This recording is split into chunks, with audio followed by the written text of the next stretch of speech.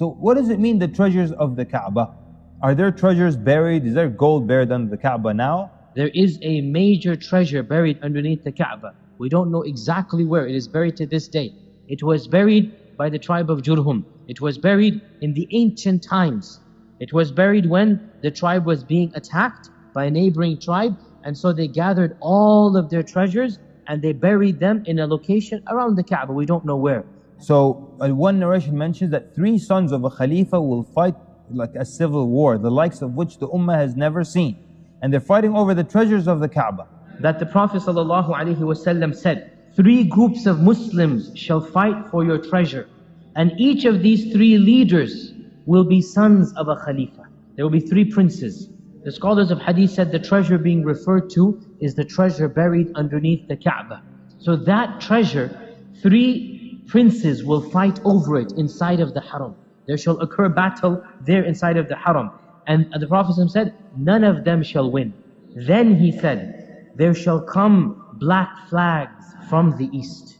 And then a war shall ensue between the Muslims that no ummah has ever undergone such a severe war. Another narration in the Muslim, Imam Ahmad says, when you see these black flags, then realize that the Mahdi will be with them. So when you see the black flags, give bay'ah to the Mahdi, even if you have to crawl on snow to get to him. There is another narration which mentions as well the country, and this is Khurasan, and this is in Sunan at-Tirmidhi. There shall come from Khurasan black flags, and they shall continue until they reach Jerusalem, and nothing will be able to stop them. They will reconquer Jerusalem. Also, my brothers and my sisters, from amongst the minor signs of the Day of Judgment, and Nabi alayhi salatu wasalam, he says, will come to a time where the Medina al-Munawwara will not exist the way it used to exist. And Medina al-Munawwara would not exist, will be a dead place. That people will go past al-Medina and say, I remember there used to be a building here. I remember there used to be a mosque here.